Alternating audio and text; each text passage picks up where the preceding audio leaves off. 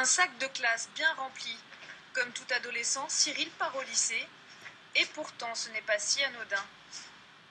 Cyril est sourd. Pour lui, il y a 11 ans, ses parents quittent Marseille et s'installent à Toulouse. Nous avons dû déménager pour un travail, vendre une maison, en acheter une autre, changer de région, quitter les amis et nous réhabituer, nous refaire un cercle social ici. Parce qu'il n'y a pas assez de parcours en langue des signes dans les différentes régions françaises. Chaque année, 5 familles avec des enfants sourds font le même choix. La raison ? Une scolarité bilingue en langue des signes et en français écrit. Toulouse est la seule ville en France à proposer le cursus en entier. Dès l'âge de 3 ans à la maternelle.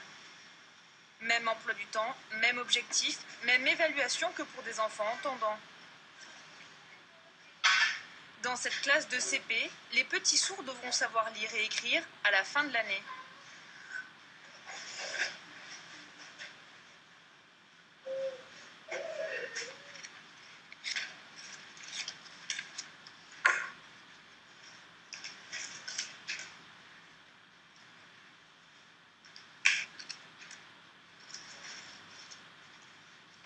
Leur première langue, c'est la langue des signes, celle avec laquelle ils s'expriment depuis toujours. Alors si on leur donne des phrases en français qui n'ont pas du tout la même structure que la langue des signes, ça va faire plutôt un blocage qu'autre chose. Donc il faut qu'ils découvrent le français petit à petit, avec certains mots, avec des histoires, et il faut quelque part qu'il ait envie et qu'il soit motivé par cette langue pour pouvoir accrocher et ensuite entrer dans les apprentissages de la lecture sans problème.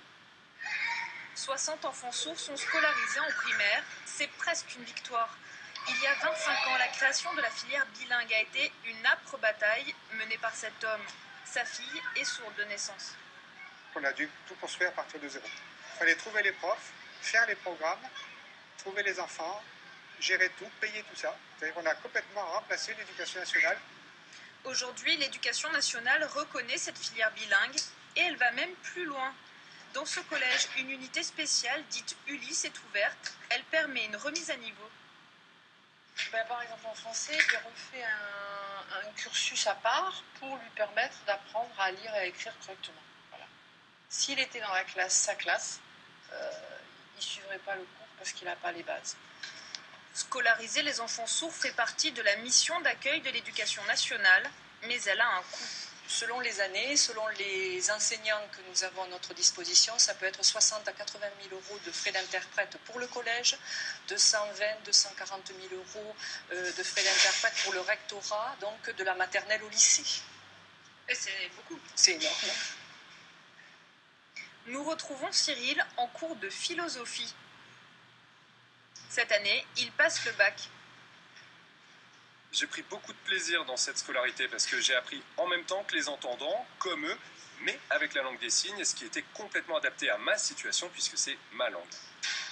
Plus tard, Cyril rêve de devenir architecte.